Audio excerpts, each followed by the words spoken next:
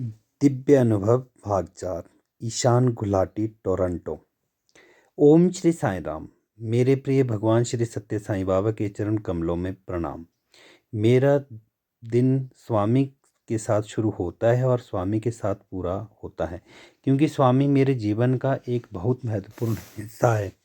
कोई भी कार्य करने से पहले मैं स्वामी को याद करता हूँ, और अभी जब मैं यह लिख रहा हूँ तो मेरे सामने स्वामी का चित्र है। मैं बचपन से ही स्वामी को मानता हूँ। मेरा जन्म 23 नवंबर 1995 को लखनऊ में हुआ, और मैं अपने आप को भाग्यशाली मानता हूँ कि मेरा जन्म मेरे भगवान के जन्मदिन पर हुआ। मैंने अपने बचपन का एक भाग लखनऊ में बिताया, तब मैं स्वामी के चमत्कारों से घिरा रहा। मैंने अक्सर स्वामी के चित्रों पर विभूति, कुमकुम, शहद और चंदन आते देखा है। कैसेट प्लेयर में कैसेट भी नहीं होता था और भजन बजने लगते थे, विशेष रूप से हरि नारायण। मैं बहुत छोटी आयु का था और मैं इन चमत्कारों से मुग्ध हो जाता। मैं अक्सर सोचता कि यह सब कैसे होता है। यह अनुभव मुझे बाबा के और पास लाया।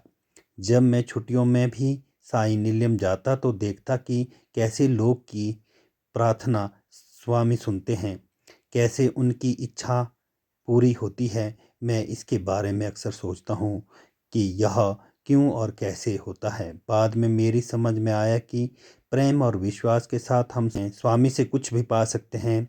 इन अनुभवों ने मुझे स्वामी से जोड़ दिया और मेरे में बहुत बदलाव आया। एक बार मैं अपने नाना नानी के घर से जब मैं टोरंटो जा रहा था तो सोचा कि क्या हम स्वामी को छोड़कर जा रहे हैं, लेकिन स्वामी ने मुझे गलत साबित कर दिया। जब हम टोरंटो पहुंचे तो स्वामी की सब तस्वीरों पर विभूति आई हुई थी। मेरे जीवन में मानवीय मूल्यों से और स्वामी से जोड़े रखने में मेरी माँ बहुत बड़ी भूमिका में है। मैंने सोचा था कि स्वामी केवल साई निलयम में है, लेकिन मुझे एहसास हुआ कि वे सर्वव्यापी हैं, और अगर आप में सच्ची श्रद्धा और भक्ति है तो वे सदा आपके साथ हैं।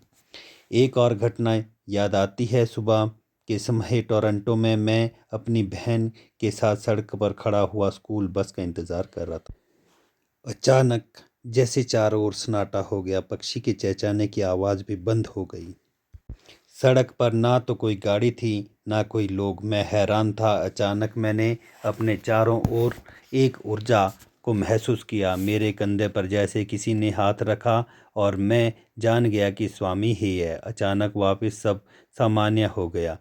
हमारी स्कूल बस आई और हम सब उसमें बैठकर स्कूल चले गए। स्कूल से लौटने के बाद मुझे पता चला कि वहाँ उस समय एक बहुत गंभीर स्थिति पैदा हो गई थी, जिसकी वजह से पुलिस भी आई थी, लेकिन स्वामी ने तुरंत हमारी रक्षा करके हमें खतरनाक परिस्थिति से बचाया। स्वामी हमें सिखाते हैं कि अगर हम में प्रेम, श्रद्धा और सच्ची भक्ति है तो वे हर कदम में हमारे साथ हैं। उन्होंने ही तो कहा है, मेरी ओर एक कदम बढ़ाओ, मैं तुम्हारी ओर 100 कदम बढ़ाऊंगा, और मेरे लिए तुम्हारा एक आंसू गिरेगा तो मैं तुम्हारे 100 आंसू पहुँच दूंगा। ईशना गुलाटी, टोरंटो। ईशान गुलाटी की बहन। ओम श्री साई राम। मेरे प्रिय स्वामी के चरणों में शत शत प्रणाम।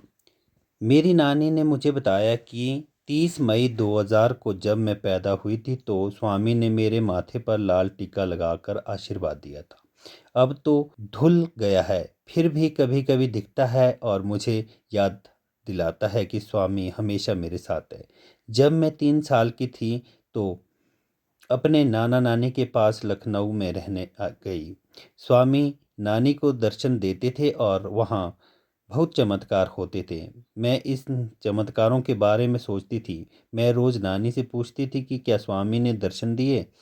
मैं नानी को बोलती थी कि स्वामी को बोलो कि मेरे सपने में भी आए। उसके बाद मुझे कई बार स्वामी सपने में आए और मैं स्वामी के पास आती गई। उनके चमत्कार मुझे मुग्ध कर देते थे। यह घटना 2003 में घटी, जब मैं 3 साल की थी।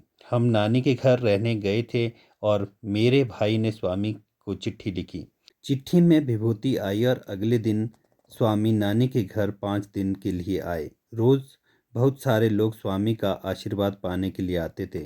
इन सब अनुभवों ने मुझे बहुत आकर्षित किया और मैं शुरू से स्वामी के बारे में सोचती रहती। नाना नानी के घर की यादों के साथ मैं टोरंटो वापस आ गई, लेकिन हम स्वामी से दूर नहीं हुए। मैं कनाडा में प्रार्थना करती हूँ तो स्वामी मेरी इच्छा पूरी करते हैं। भगवान सब जगह है, वे हमेशा हमारे साथ हैं, हमेशा हमारी मदद करते हैं। स्वामी हमारे साथ हमेशा होने के लिए कोटि कोटि प्रणाम। ओम श्री साईं राम।